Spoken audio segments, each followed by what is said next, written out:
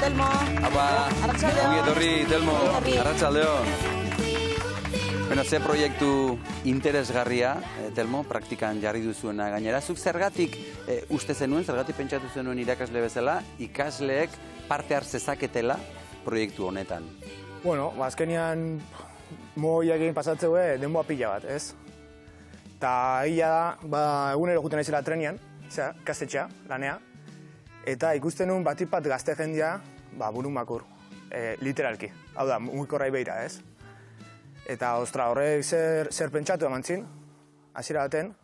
Eta gero ikusten nuen pixka duela fijatzen hasi nintzen, da badut hiloba bat, gaztetxua, 4 urte bete berri ditu, igandian. Eta areire, hori, nola eta azerretze zanean eta hasieran baina ez, baina erakuste genion mugikorra, eta ikatzen zan anulatuta, ez? Hola, pantaia ibeira. Eta, ostra, horrek nolabait atentzio ditu zian, eta hasi nintzen irakurtzen horren inguruan. Eta, bueno, baina jakintza hori hartu nunean, esan nun, ikasle hauekine, teorian azaltzen zian gauza horiek benetan gertatzen zian, ez? Eta galdetu nien ikasle hauei, zenba denbora pasatzen zuten, telefonoekin eta horrela, eta zaten ziren 5, 6, 7 ordu, eta horrek ja alagazin xokian, ez? Eta orduan ja, pentsatu nuen zerbait inberra genukala, eta, bueno, pixat hortxe hasi zen, ideia. No Phone Challenge izena du, ze adineko ikaslekin egin duzu hau? DH-laukoak, beraz, 15, 16. Eta noiz izan da? Martxuan gindu zen 2 aste hola pixa aurreratuta gaitegiakin, eta hori aprobetxatu genuen proiektu hau burutzeko. Eta proiektu honek fase desberdinak ditu, banaka azalduko ditugu, lehenbiziko fasean dokumental bat ikusi zenuten, ezta? Bai, laburrian azaldukoet, Sare sozialen auzia izeneko dokumentala. Bai, igual izango el dilema de las redes sociales, erderaz Netflixen dago. Eta dokumental horrek oso ondo esplikatzeu, zer dian benetan sare sozial hauek, edo bere alde eskutua, ez? Eta, bueno, klasean ikusi genuen dokumental hori inglesez, eta lehenengo zatia zetzan, galdera sorta bat erantzutian, ez? Eta etzian oinarrizko edo simplia galdera horiek. Zean gogo eta bultzatzen dituzten olako galdera, ez? Adibide bat ematearen, dokumentalian azaltzea esaldi bat, gutxora itzulita zen zuk produktua erosten ez dezun unetik, zu bihurtzen zara produktu, ez? Eta ikasleik galdetzen nian, zer esan nahi zuen horrek, zer dan produktu izatea, eta, bueno, dokumentalak eskaintzen duen informazio horrekin, eta beraien artean sortutako eztabaidekin eta joan ziren galdera horiek erantzuten, ez? Eta, bueno, bestelako galdera zian, benetan tresna dian, sare sozialak edo beste zerbait dagoen atzean, ze bizikleta batek, tresna batek ez dizu erabiltzea eskatzen, baina hauek bai. Eta zergatik den hori, eta zer trikimailu dituzten sare sozialak gure atentzioa eskuratzeko. Eta, bueno, zean galdera hori, 10 bat galdera, pentsaraztekoak, eta eztabaida sortzeko ikasgelan. Eta, sekulako erantzuna izan zuen, ze ikasle guztiek hartu zuten parte, gogotxu, eta orduan, eman genion hasiera bigarrengo zatiei. Eta lehenengo zati hortan, horren helburua zen ezagutza izatea, eta kontzientzia kritiko bat lortzea, ez, ikasleengan. Eta behin ja hori izan da, bigarren zati honetan inbertuten gogoeta bat, inglesez essay bat, pixka bat izandako jakintza hori, nola ikuste zuten benetan beraien buruengan eta inguruan. Eta inbertuten idazlan bat, hori adierazten. Eta izan zen oso interesgarria hori irakurtzea, benetan. Eta, horren ondoren etorri zen mugikorrak zuzendari zen ustearena? Hoi da. Hor, izan zian, 2 zati horiek eta ikusita zer nolako arrakasta izan zuen, bueno, erabaki nun, 3. zatia hasiera aukera bat ematia, eta ala xin genuen, aste arte baten pasan un zerrenda bat, eta, bueno, zea zan, borondatez. Nahi zuenak egiten zuen, ezta? Hori da. Lehenengo bilak ez, baina 3. hau bai.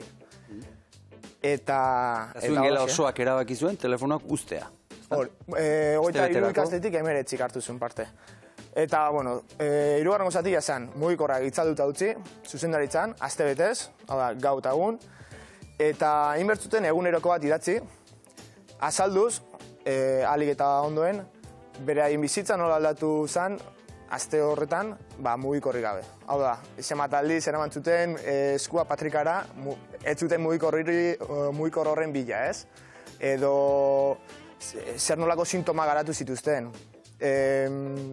Ez da, zertarako behar izan duten, noiz behar izan duten gehien. Bueno, batzuk dana orokorrian, ez? Eta, Telmo, zuk ere egin zenuen, ez da? Zer Maitanarekin hori aipatu dugu, helduok ere badugula zertaz hausun hartua. Zer moduz?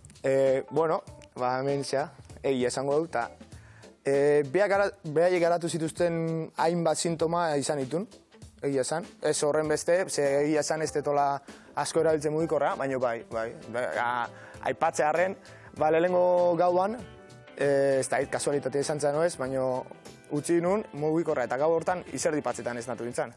Igual kasualitatea zen, baina etzun bereziki beru egiten. Beraz, zuk ere sentitu zenuen zerbait, ezta? Eta ikasleek, ze sentitu zuten lehenengo 3 egun horietan, edo... Bai, hemen igual pixa serio jarriko naiz. Garatu zituzten dependentzia sintoma garbiak. Hau da, ikasle batek adierazi zian, antxitate atake txikia izan zitula, urduritasuna, ikasgelan eta, familian nolabait errazagoa zerretzen zian, gehiago jate zuten, eta baita pentsamendu intrusiua, pixa, buru janak, ez?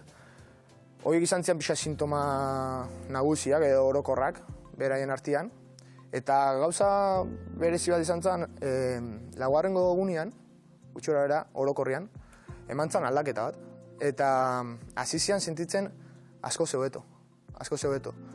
Hau da, lasaiago, hobeto iten zuten lo, klasean atentzia gehiago eskaintzen zuten, ez? Eta gehien errepikatzen zuten hitza esan askatasuna. Askatasuna, esaten zuten ez zutela presio bat. Lehen omentzuten bat, eta orain ez zuten sentitzen hori, presio hori, eta zoriontsu ziola. Eta horrekin batera, unkitu ninduen irakurtzeak, 6 ordu horiek, mugikorrakin pasatzen zituzten horiek, inbertitzen zituztela orain jarduera osasuntsu batzutan. Hau da, batzuk aipatzearren zean, korrika egita jutia, amamakin igandian, egun pasa jutia, liburu bat irakurtzen hastia, piztina joatea, mendira, holakoak, ez? Eta, izan zen, laginda el pastel esaten erderaz, lau bat ikasleek adierazi zien ez zutela nahi mugikorra bueltan izan, edo kezkatuta zeudela mugikorra bueltan. Hori galdetu behar genizun, iritsi zen urrengo asteartea, pentsatzen dugu, edo urrengo astea behintzat, eta ze gertatu zen? Giru arrarua zen ikasgelan. Aurpegi oso serioak zeuden, gehien bat, eta mugikorra matakoan zeuden urduri. Zeuden batzuk irakurtzeko, ez da izen mezu izango zituztelakoan, beste batzuk aurreko dinamika horretara bueltatu nahi ez, eta sentimentu horiek, eta izan zen berezia.